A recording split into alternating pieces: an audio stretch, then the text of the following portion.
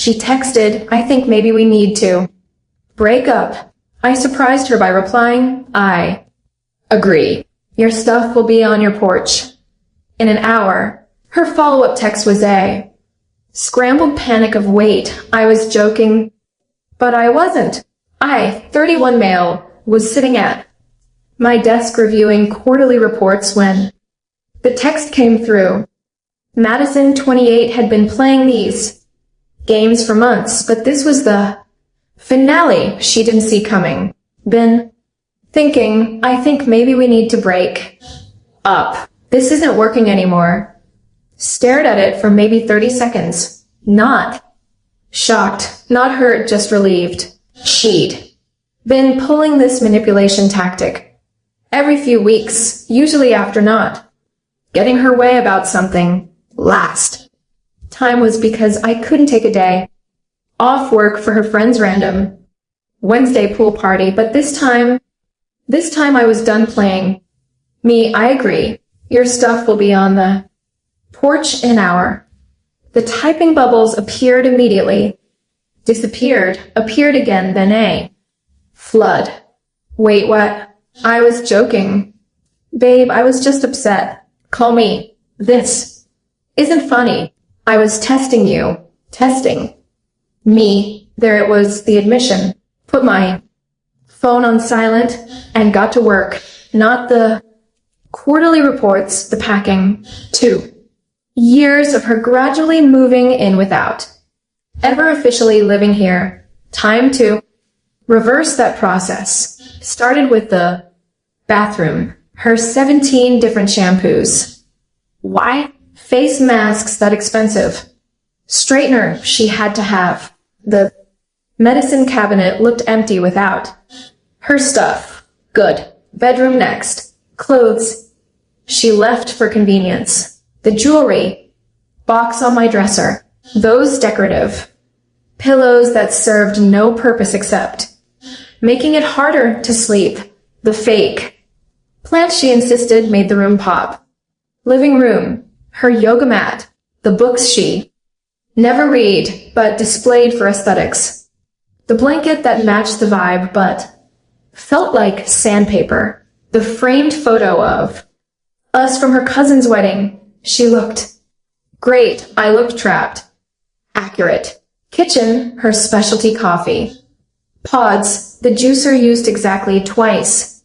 Fancy wine glasses for the wine she only drank for Instagram stories. The air fryer she begged for, used once. Then complained it took up too much.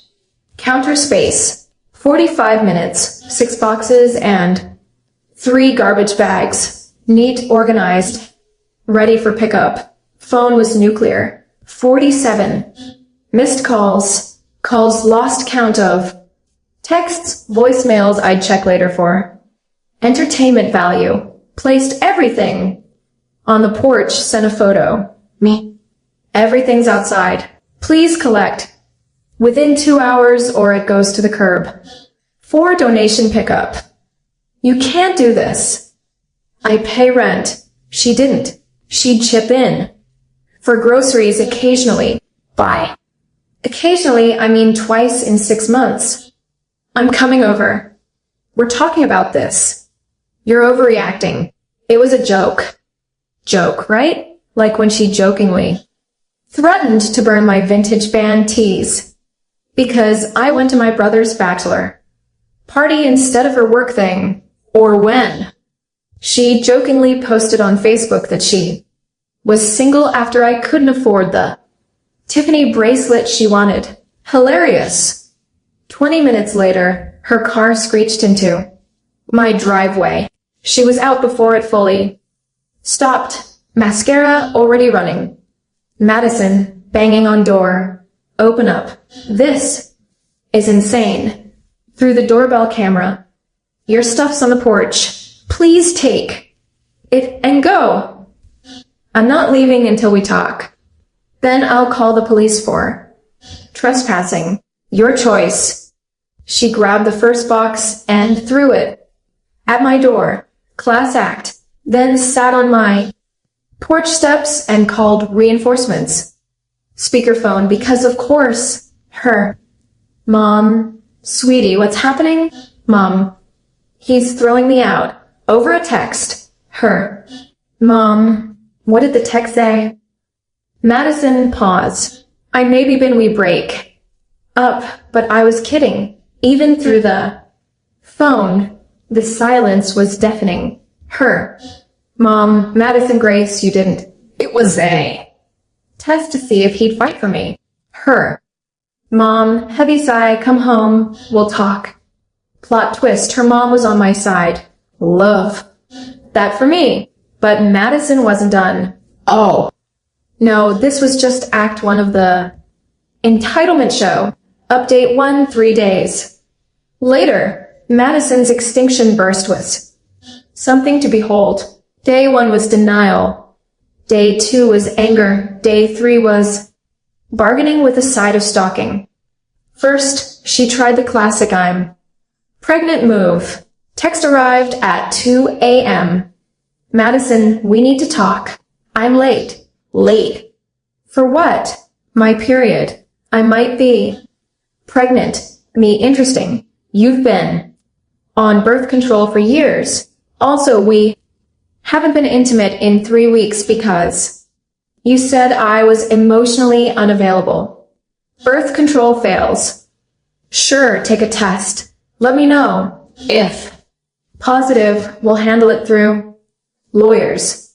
You're seriously going to make me do this alone? You broke up with me, remember? Your decision. Radio silence. Szczeky, no. Pregnancy. Then came the social media.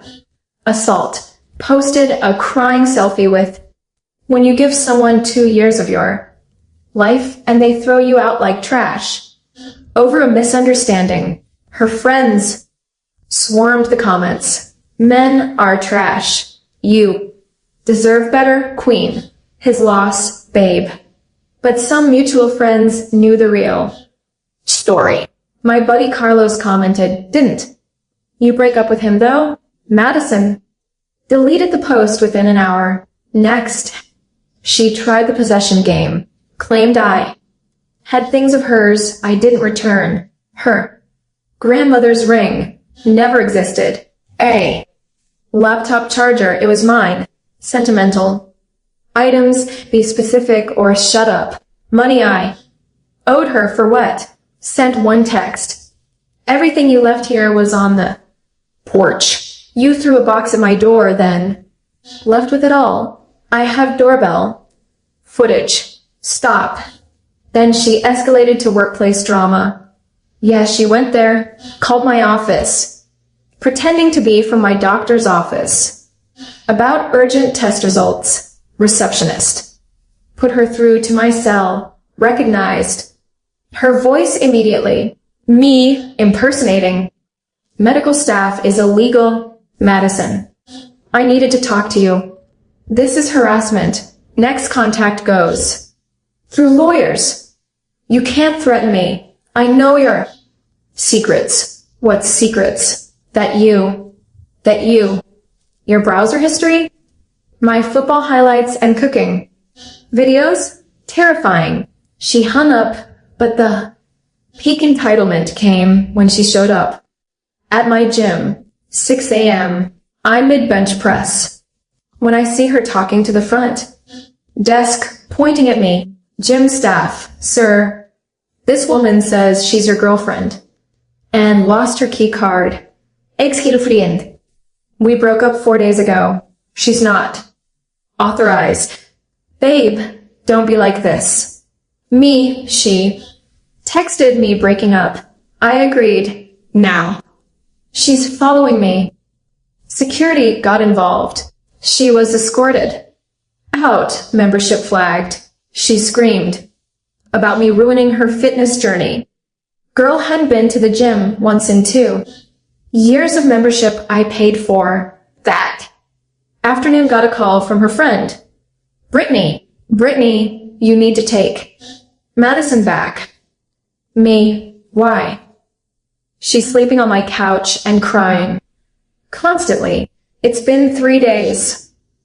Sounds like a you problem.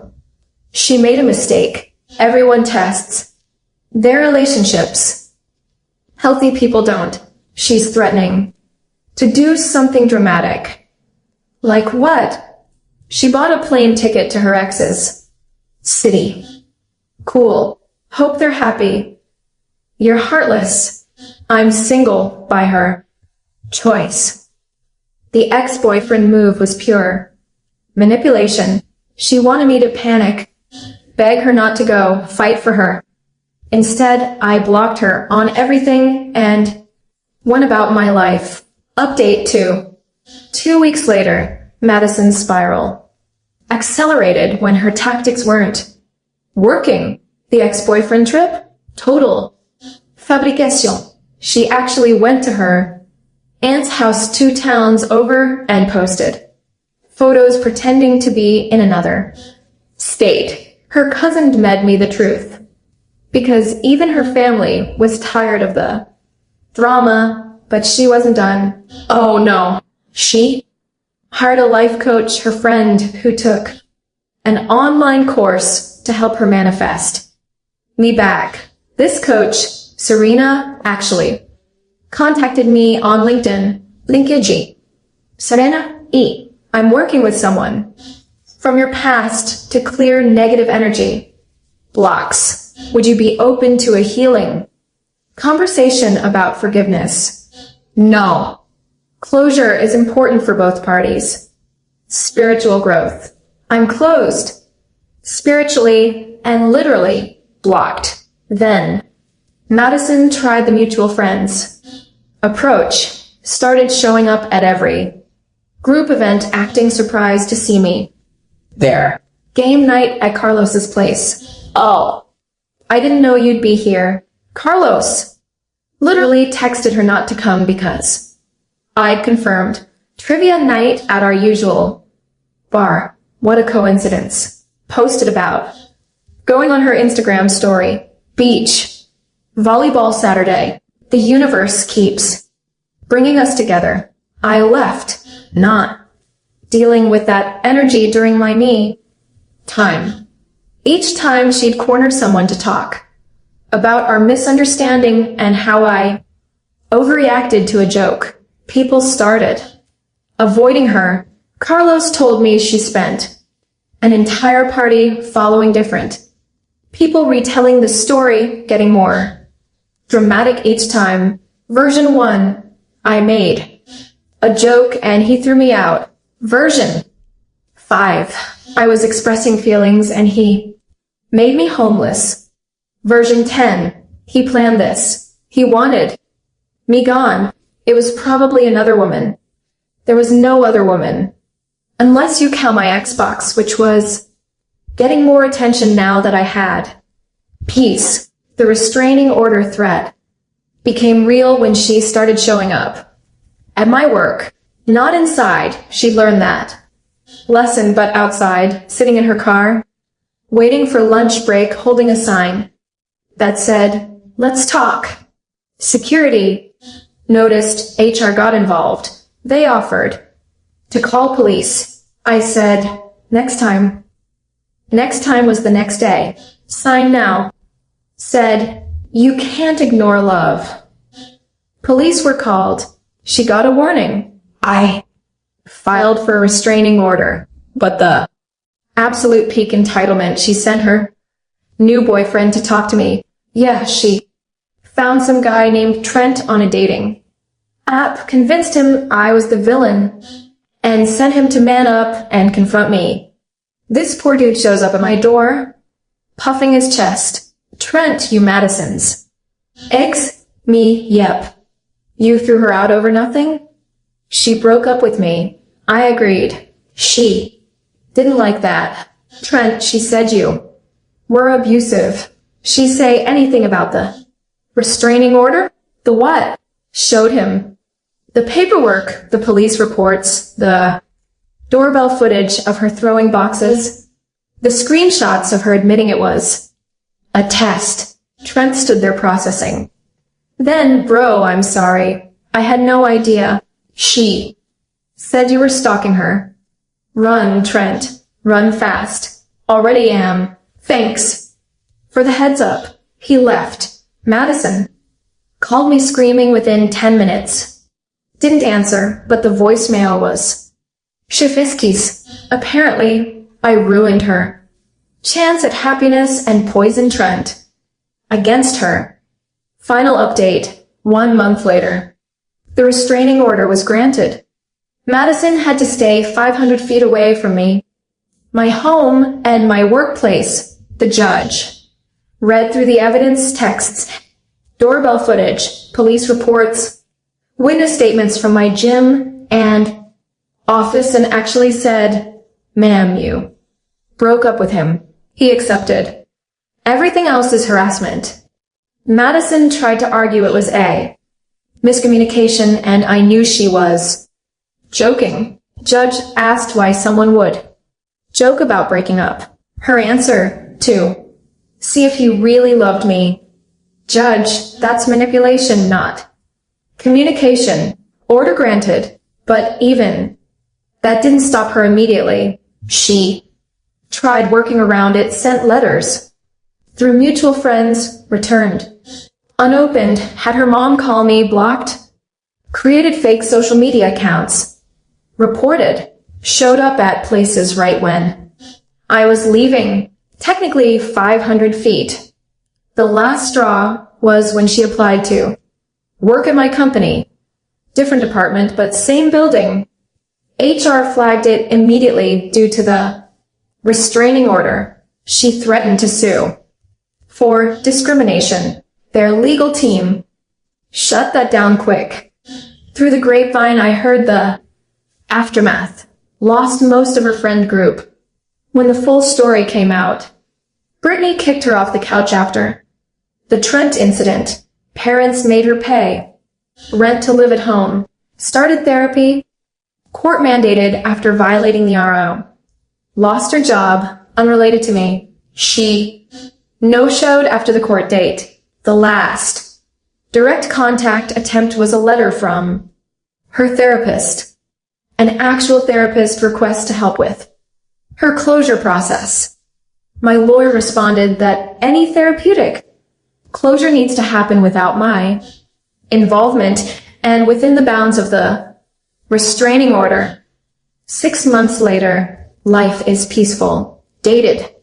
Casually, nothing serious. Focused on work, got promoted, gym gains without drama. Replaced all her decorative nonsense with things I actually like. My place looks like an adult lives here, not a Pinterest board. Ran into her mom at a grocery store last week. Awkward but civil. Her mom, "I'm sorry about everything." Nolan, Madison's working on herself. Me, hope it goes well for her. Her mom, she knows she messed up the testing thing.